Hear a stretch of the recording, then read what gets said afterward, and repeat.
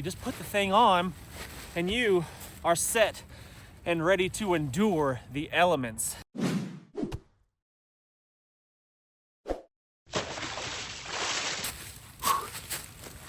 Friends, welcome back.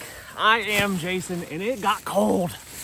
Holy crap. It was so nice yesterday after the storm went through, and now it's frigid. It's probably, I don't know, 40 degrees, 45 degrees maybe, and really windy. If it wasn't for the wind, and when you're in the sunshine, it's not so bad. But what a great day to try out, do some further experimenting with my wool poncho here, which are now available, by the way. So I'll put a link in the description and in the comment section of this video, linking to the wool ponchos that are handmade by my mama. So together we worked on this project. We designed this wool poncho, and it's essentially exactly, well, I shouldn't say exactly, it's slightly smaller than a mil-spec poncho, and that's by design so you can wear them together. So put your rain poncho on over top, which, like I said, is slightly bigger than the wool poncho, than the survival cape. Snap up the sides, and then you've got all that wool contained inside of a waterproof barrier, windproof, waterproof barrier. Now that right there, friends, is a bomb-proof shelter. So like I said, I'll just put my pack on the ground. If I had a ground pad or something like that, drape it all over top of my feet and legs, tuck my arms inside like that, and I could cinch up the drawstring. And I tell you what, with this setup right here, it doesn't matter what's going on outside. It does not matter what the weather is outside.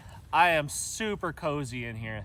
It's fantastic. With that little bit of sun hitting me, oh man, it feels good. My hands are immediately getting warm inside of this shelter. Life is good. I don't know if you guys are as excited about this as I am, but I'm pretty stoked about it. I think it's a great product. It's something that I'll be using for years and years and years to come. They'll last forever. Wool is a pretty durable material, especially if it's in the heavier weights, heavier thicknesses like the wool blankets are, like this poncho is. That's good. So I could just sit here and wait out the storm, wait out the nasty weather, or just take a little cat nap. Obviously I could lay down, or I could just lean up against a tree or this rock right here and be super protected and super cozy. Now, you guys that watch my videos on a regular basis know that I'm a poncho guy. I'm a poncho fan. I love the versatility of a poncho. I love how it's lightweight, it's small, it's big enough to be a one-man shelter, and it does so many things for you. You could do rain catchments, you could do a makeshift litter, you can set up various different types of shelters with them. You could just put it on and wear it, and that's why I like it so much, is you could just put it on, lean up against a tree or lean up against the hillside right here and call it good. Life is, you just lay down, camp is made, and that's my favorite part of it. And this wool poncho is just an excellent addition to the rain poncho. The survival cape here is just that insulative layer that a rain poncho doesn't have. And that's going to be incredible.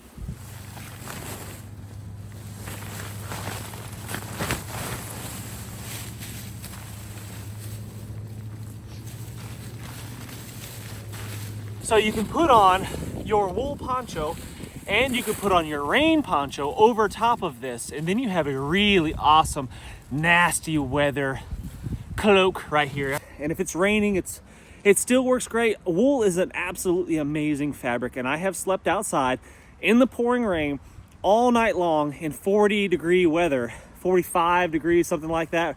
Pouring rain all night long with nothing but a wool blanket like this one right here. It wasn't a poncho, it was just a blanket. And I was fine. Sure, I wasn't comfortable, I was still cold, but I didn't get hypothermic. And without that wool blanket, I would for sure have gotten hypothermia in those conditions. Super soaking wet rain and about 45 degrees, absolutely hypothermia is going to happen. But with a garment such as this one, this is an 80-20 wool blanket basically that we made this poncho out of. Now I would love it to be 100% wool, but cost is significantly higher for 100% wool, and I just didn't think very many people would be interested in paying the astronomical price tag of 100% wool poncho like this one right here. And I think, let me know what you guys think in the comment section, what we should call it. I'm leaning towards survival cape, right? Survival cape. You just flip it over your shoulder and you look kind of like a, I don't know, a Dark Ages knight, a Dark Ages warrior, some sort of character out of Lord of the Rings, perhaps. I don't know, but I think I'm leaning towards survival cape. You let me know what you think a really good name for this is in the comment section, and we just might use it for future releases of this product. So I'm sitting on top of my pack, right? And I've got this poncho draped over my whole body. I've tucked my arms inside of it. And it is just a ready-to-go shelter with no setup whatsoever required. You don't have to set up any ridge lines or stake anything out. You don't have to do anything whatsoever. There's no setup. You just put the thing on and you are set and ready to endure the elements, as frigid as they may be. Now, yeah, I mean, obviously, if you're in minus 40-degree weather, a thin, piece of wool like this, a thin layer of wool is not going to protect you. You're going to need more than just that. But assuming you're dressed appropriately for the environment, the climate that you're in, and then add this on top of it in addition to it, you're sitting pretty, my friends. You're sitting pretty. So I can just curl up in a ball like my dog does on the leaves in this nice little dry spot. I'm down in this kind of small little depression here that trying to escape the wind. I'm sure you can hear it on the camera, but I can just curl myself up. Got my entire body covered up now with my wool layer, and I am feeling good. Life is good. I absolutely love the feeling of the wool warmth. There's something about it. I don't know exactly what it is, but something about a wool layer is just really warm feeling, even when it's wet. Even if it's soaking wet, and I've been standing out here in the rain for hours, I know because I've tested it, I know because I've done it, it still feels warm. You have the warmth of the wool. It's an amazing material. The sheep have it figured out, and that is why I was so excited about making these wool ponchos and then making them available to you guys. So super limited quantities. If you want one, hit the link in the description and in the comment section of this video, and it'll take you right to it. If you want one, you better jump on it because we only have a few, really. I think 10. I think we've got 10 to start with, and we'll see how they sell. If they sell quick, we'll make more, and that's how that's going to work. Another awesome concept behind the poncho is that you can wear it over top of your pack. So it'll also help keep your pack nice and dry. So I could wear this, even if without the rain poncho, I could put on my pack and use my wool poncho to protect my gear that I'm carrying back there.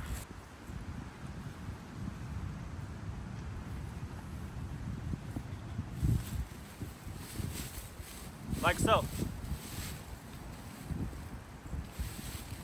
And if you wanted to, you could put yourself some sort of belt around the waist, and that would kind of cinch everything up and tighten everything up, keep it from flowing so much. But I kind of like just the loose way that it flows. Makes it easy to move around and get your hands and stuff out of the, and get it out of the way if you need to be working on something, or get something on your belt or something like that. Not that that's that difficult even without doing that. I could get, easily get to my knife and stuff while wearing it, no problems.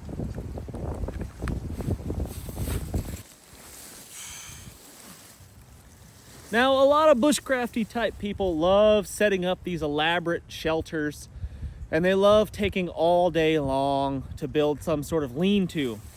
Listen, I think that's great, and I think you should have the skills and abilities to do that in lots of different environments.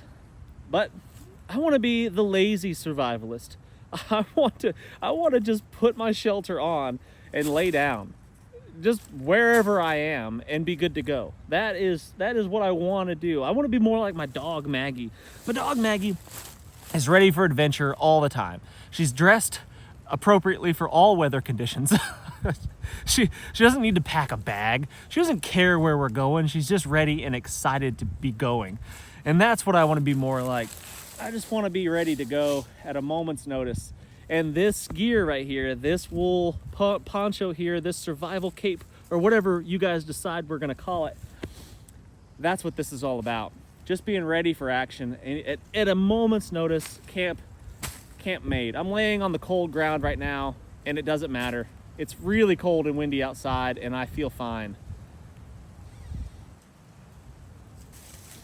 And now obviously I could take it off and just use it as a blanket. It's big. I mean, I could cover my entire body up from head to toe easily if I just took the thing off and draped it over me. If I had a ground pad or I built myself some sort of mattress, I could easily do that. That's no problem. And it'd just be a full-size blanket.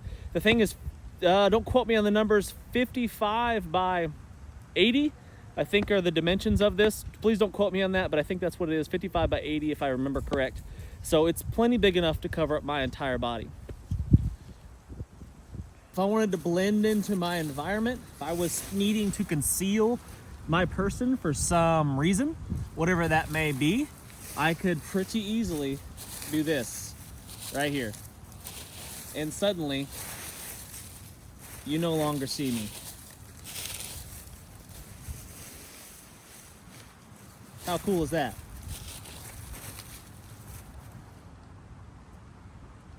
And you can't really do that with, you know, a military poncho, although military ponchos are typically camouflage already. They still have kind of a little bit of a sheen to them, and they're never going to blend in as well as like the actual natural materials that surround you in the first place. And the wool, you know, if you try to do this with a rain poncho, the stuff just kind of slides off the slick surface. It doesn't do it with the wool. It stays there. It's going to stay on top of you, you know. I mean, obviously if I stand up, it falls off, but it stays where I want it to while I need it to. And the length of it is nice because you can sit on it. I'm actually sitting on a layer of that wool as well.